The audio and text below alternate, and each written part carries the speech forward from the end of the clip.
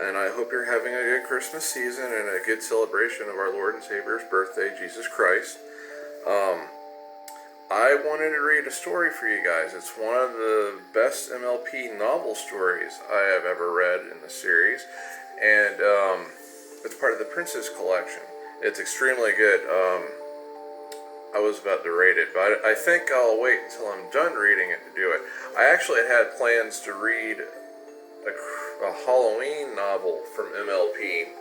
It was kind of cool for Halloween, but I think I overdid it for Halloween stuff because I just ran out of time doing everything since I did so much.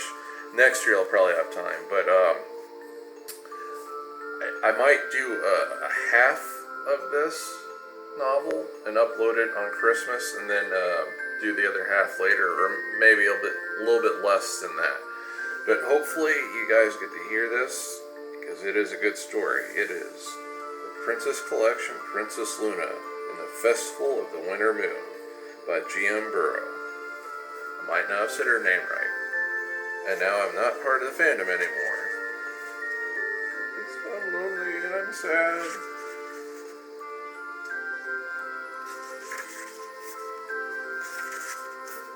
Okay. Chapter 1. The Glorious Sun. Darkness shrouded the spires of the castle and enveloped the kingdom.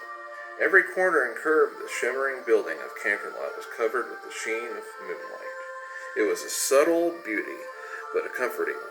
Normally the graceful blue alicorn felt perfectly at ease during this honor, but tonight was a different story. Tonight had social obligations. For Celestia, Princess Luna whispered, reminding herself. She took a deep breath to calm her nerves and peered around the corner of the castle's back gate. There were hundreds of ponies spilled out on the lawn, ponies from all over Equestria. We're here in the capital for Luna's most dreaded night of the moon, the summer sun celebration. Everybody in Equestria loved the annual event, except for apparently Luna. It was supposed to be a joyous occasion to acknowledge Luna's own return from her lengthy exile as Nightmare Moon, when she was transformed back into her true self some moons ago. At least that's what Princess Celestia had assured her, but all Princess Luna could see now as a reminder of her past mistakes. It was not something she liked to relive. Luna knew that the summer sun celebration had existed prior to her return, and back then it was started to celebrate her own sister's triumph over her. But now she was the leader of Equestria once more, and it was her duty to show her face as the guest of honor. The citizens would expect her to smile and wave, making a rare appearance outside the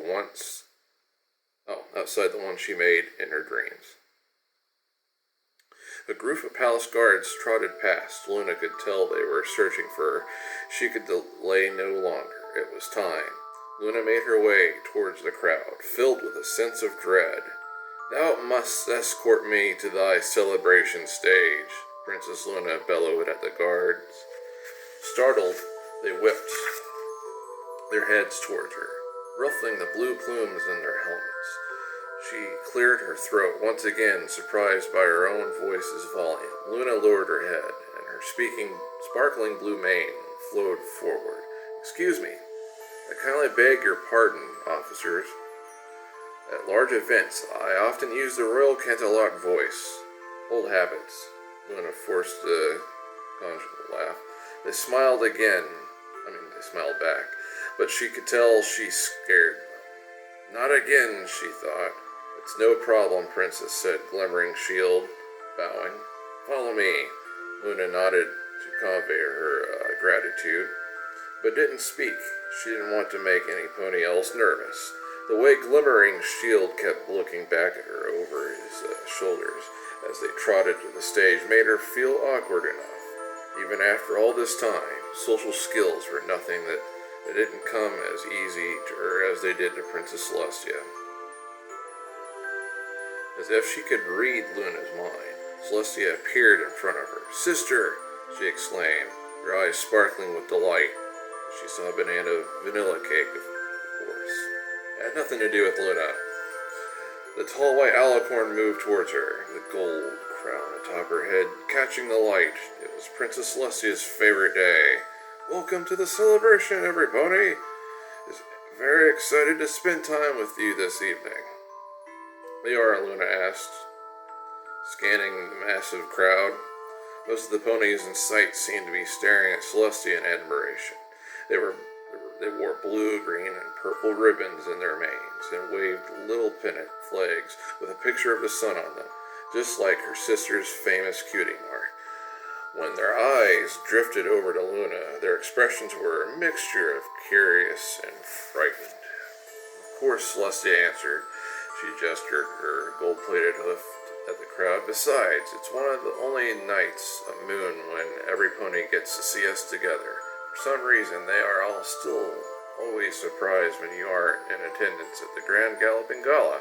Celestia laughed and her almond-shaped eyes crinkled at the corners. But I never go, Luna smiled back.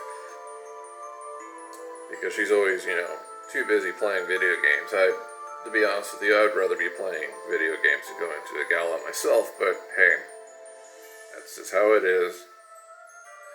Why would I change that now? She always loved hearing Princess Celestia's stories about the gala each moon, but Luna was very glad that her night shift allowed her to decline attendance. Fancy dresses and small talk were not her idea of a pleasurable evening. Through the story from the moon about discord bringing the smoozes had sounded quite amusing. The chatter of the crowd gathered nearby, and Canterlot's main square was growing louder with each passing moment. They were getting excited. Soon it would be time for the morning, and Celestia would break the dawn by raising the sun. She would fly up to the sky, spread her wings, and use her powerful magic in front of every pony. Until then, Princess Luna couldn't help but feel odd about the fact that the time that normally belonged to her, the peaceful, silent night,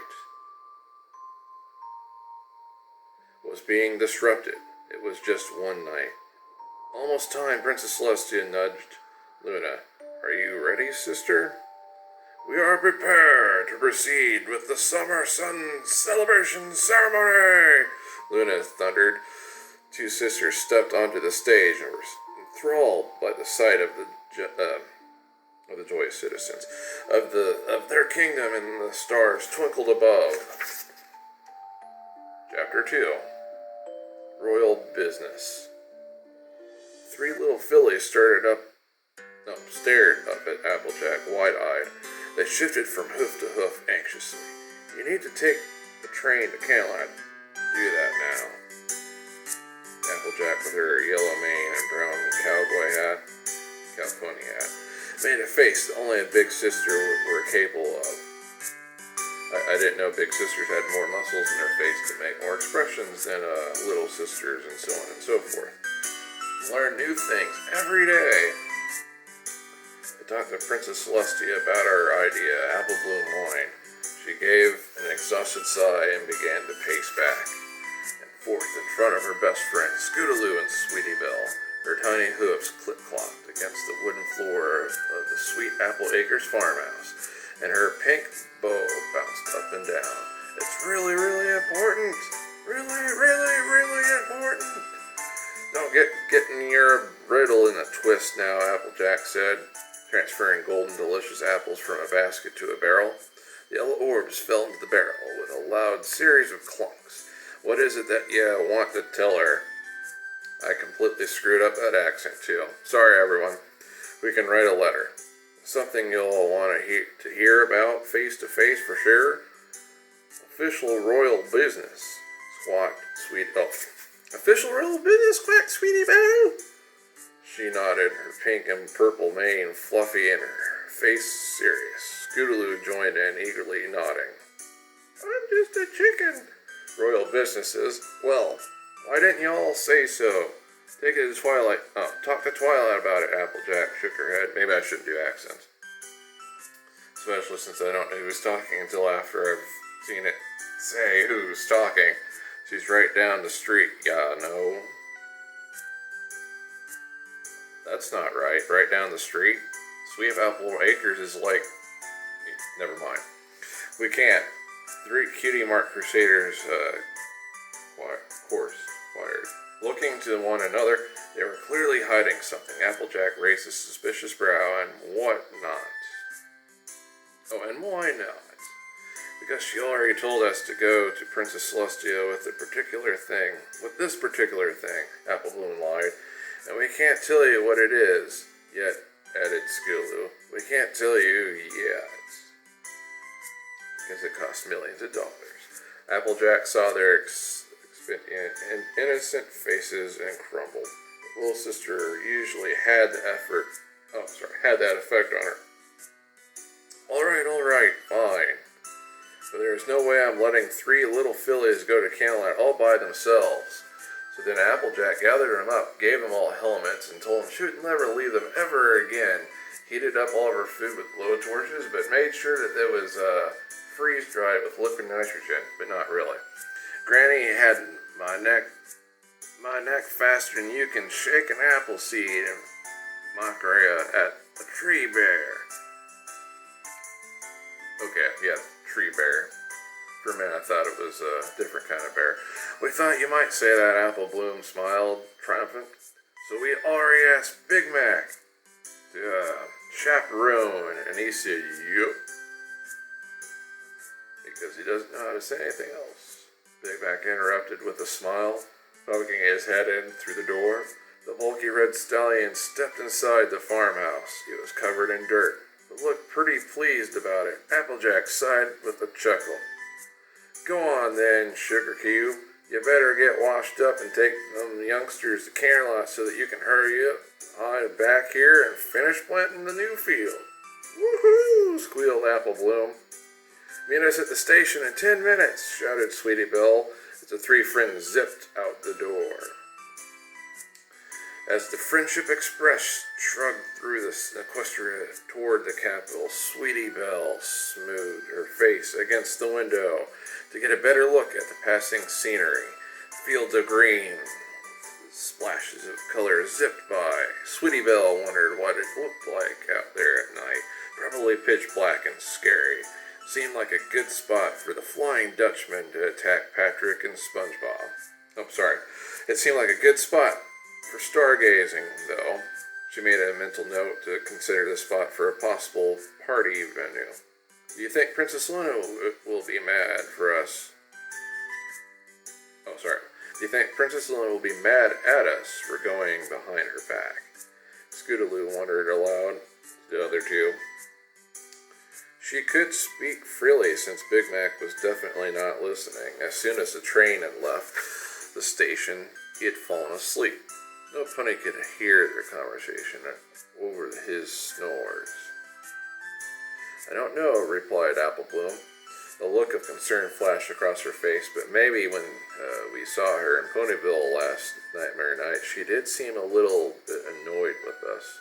I don't know why, Sweetie Belle said, turning to them. Planning a festival for Princess Luna is a brilliant idea. There's a summer sun celebration, so why not a party for the moon? The little filly stood up, determination in her eyes. Besides, we are the Cutie Mark Crusaders, and it is our duty to help other ponies appreciate their true selves. Yeah, shouted Scootaloo and Apple Bloom together. All three ponies bumped their hooves together and caused a big explosion. Yup, Big Mac added in between snores, causing himself to awaken. He looked around in confusion. The fillies turned to one another and giggled. Even Big Mac agreed, and he was asleep. Now all they had to do was convince Princess Celestia to go along with their plan. It would be a piece of mooncake. If I recall right, mooncake is like a really fancy, like a 5-star gourmet version of an Oreo. So, chocolate and cream. Unless I'm wrong. I could be wrong. Could be cheese. Could be powdered cheese, or powdered milk, or powdered dehydrated water. Chapter 3. Unwelcome Visitor. Light from the bright moon sparkled on the shifting sea. The sensation of soft, cool sand on Princess Luna's hooves paired with the sound of silence, soothed her after a long night spent watching over Equestria's skies and lands. Guarding the night was no easy undertaking, but some pony had to do it. Princess Luna felt lucky that the job was hers. All those moons spent in exile made her appreciative of everything around her. Luna settled into a comfortable position, lying down in the sand. She took in the peaceful glow and reflected on the moon. It had gone by so fast. Now that the events of Nightmare Night had passed by, the only thing left was the midwinter holiday, her swarming eve. She would never admit it, but it was her favorite one. But it was her favorite one of the whole bunch. There was something undeniably charming about the way white snow shone under moonlight, and the pleasant things ponies dreamed about during the holiday. It was all toys and treats, families and warmth, togetherness. Luna always looked forward to the holly wreath Celestia would hoof make for her and hang on the door of her castle quarters. It was a tradition she kept up since they were fillies, and when they were just two little Alicorn sisters who had no idea they would someday become the leaders of Equestria. Just to stop there for a second, in my Equestria, that's why all year long I have the Holy Wreath by her castle in my MLP video game in honor of this, because it fits with the story with canon. So that's why I have those wreaths and snowflakes. Oh, well, I also have the snowflakes because of the snowdrop story. So that's why I always keep the winter stuff at her castle all year long, because of this story and snowdrop. Okay, continuing on to the novel. No idea that one of them would betray the other someday. The familiar thought crept into her mind, and Luna tried to muster the strength to push it away. But there she was, across the water, standing in the ocean, was Luna's worst enemy, Nightmare. Towering dark, laughed derisively, and smiled, her purple armor glistening, wet with sea spray. A devious look shone in her evil, cat-like green eyes. You can't escape me, Nightmare Moon crackled, kicking out her front hood. I will always be a part of you. You may be right about that, Nightmare Moon. Princess Luna stood up, determined. Her flowing mane flew out behind her as the wind began to pick up. We shall forever be connected. But your time here is finished. Luna closed her eyes and summoned her magical strength. The wind grew stronger, causing the waves to churn and splash into tall peaks. Nightmare Moon took off, barreling towards the shore. A blast of light flashed across the ground and spread to the sky. The dreamscape began to crumble and fall apart. In a matter of moments, everything disappeared into the cloud of glittering dust, and Princess Luna sat up. She was in her crescent moon-shaped bed in Canterlot Castle, and it was the middle of the afternoon. Luna yawned and stretched her hooves out in front of her. She blinked her eyes awake and shook off the sour feeling of the dream. Thankfully, the appearance of Nightmare Moon in her dream was becoming more and more rare now that Luna was finished feeling guilty for her actions. Princess Twilight Sparkle and her friends Pinkie Pie, Rainbow Dash, Fluttershy, Applejack, Rarity, and Spike. It helped her overcome those emotions. A scary dream creature called Tanibus had threatened both the dream world and Equestria. The more Luna's guilt grew, the stronger the monster had become. It was only when the ponies helped Luna realize that she was punishing herself for her past mistakes that the enemy could finally be contained. The sound of distant laughter echoed from the courtyard below, drifting up to Luna's balcony, and through the open doors. She left her cozy nest of soft dark linens and peered down below. There, the three little ponies, skipping and giggling to one another. It was the young ones from Ponyville, accompanied by the big stallion, Luna chuckled to herself, even though she was a little annoyed. Those fillies were persistent, if nothing else. But it didn't matter. Whatever they said, Luna was not going to let them convince her.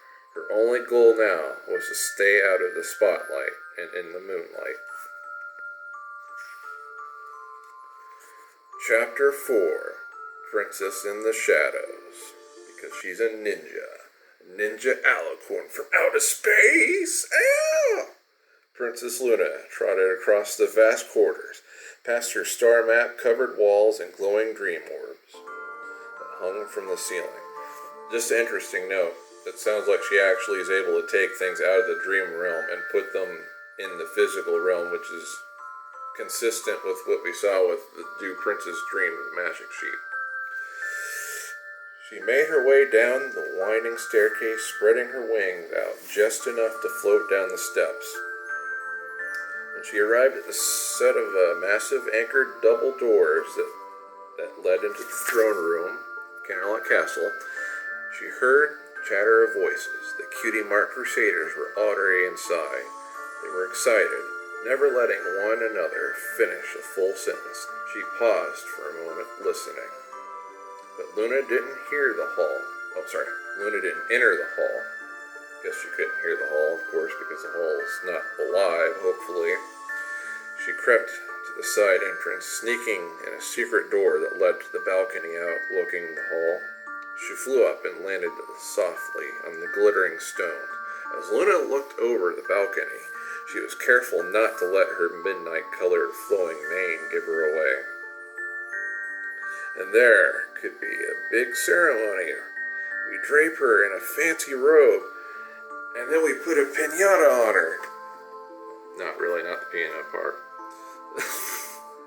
And I'm sure Rarity could sew something really pretty. Sweetie Belle took a deep breath and kept talking. With stars on it, games, we could play all of Princess Luna's favorite games. That would take forever, because I'm pretty sure Princess Luna likes Mario, Super Smash Brothers, Halo, lots of Star Wars games, maybe Kinect games. Actually, I think she likes every game, just about, except for the ones the Angry Video Game Nerd has reviewed. So they're going to have to keep the moon up a couple days to be able to allow them to play all those games if they only play for a couple minutes per each game. Okay, going back to the story. Scootaloo shouted, "Does she like mooncakes?" Apple Bloom asked. "Hopefully, or maybe moon pies." "These all sound like wonderful suggestions for a winter moon festival," Princess Celestia chuckled. "I'm definitely interested." The three fillies responded with toothy smiles. Princess Celestia stood up and made her way across the room. She paused in front of the stained glass portrait of her sister. "And you already asked Princess Luna about it?" Oh, sorry, let me rephrase it. "And you already asked Princess Luna about it?" Well, Apple Bloom bit her lip. "We, did ask her. She sort of said no," Scootaloo admitted, looking down at her orange hooves and defeat. "It's okay, chicken. I'm not surprised," Princess Celestia furrowed her brow. Deep in thought. "But that does present a problem," she motioned. For the fillies to come stand beside her, the four of them looked the picture of Luna as if it would start giving them answers. "My sister is not fond of admiration in the same way she once was. Because when she turned into Nightmare Moon, asked Sweetie Belle in hushed reverence. Her big green eyes were wide and sparkling. "That's part of it, Sweetie Belle," Celestia acknowledged.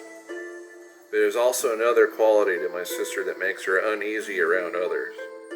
It's Luna's nature to seek solace in places other ponies do not dare go." The alicorn closed her eyes, unearthing a distant memory. "Did you know that back when we were young princesses, she was the first pony to discover the mountain dragon colonies? And to solve their conflict with the bat ponies of the western caves?" "Hot diggity!" exclaimed Apple Bloom. "I did not." But up above, Luna gasped. "My stars," she whispered, caught off guard by the memory. It had been so thrilling to help the mountain dragons and the bat ponies find peace with one another. Luna always remembered it as one of the first times she had felt useful as a princess of Equestria, when she had found her true path to earning her cutie mark. Scootaloo leaned in. She did that all by herself? That's right, Celestia nodded. Small bursts of magical energy emanated from her horn and projected a three-dimensional depiction of Luna standing in between a dragon and a bat pony. It was like a floating snow globe that the Cutie Mark Crusaders cooed. That's kind of out of story. That's kind of another reason why I have the snow globe, besides her being winter themed. It's because of this. Okay, back to the story. At the time, I was worried that she'd wandered off into the equestrian Everfree forest alone like that. At this, Celestia looked directly up at her sister and made eye contact. She gave her a little knowing nod, but I came to realize over time that Luna will always try to do things her own special way. She had been spotted, Princess Luna recoiled, but rather than revealing Luna's presence to the younger fillies, Celestia turned her attention back to the conversation. Maybe we can find another way to celebrate Princess Luna, she said flatly. Or maybe I shouldn't have said it cheerfully like that. Let's go have a look around the castle. Okay, said the little ponies, slumping in disappointment as they followed the regal Alicorn out of the room. Once they were in the hallway, Princess Celestia made sure the coast was clear of the lurking little sister. Then she bent down, a smile spreading across her face, and whispered, "Or perhaps we could make the Winter Moon Festival a surprise." "But what about all the stuff you just said?" Applebloom scrunched up her nose in confusion. "About Luna going her own way. I just wanted you to understand why she refused your sweet idea," admitted Princess Celestia. "But I think it's finally time for Princess Luna to step into the light again. She is part of my family and of Equestria."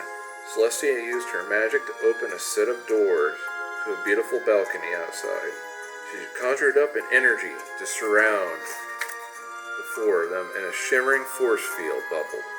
Suddenly, a burst of pretty snowflakes began to fall, and the light dimmed. As the light dimmed, a tiny moon rose above their heads, sparkling.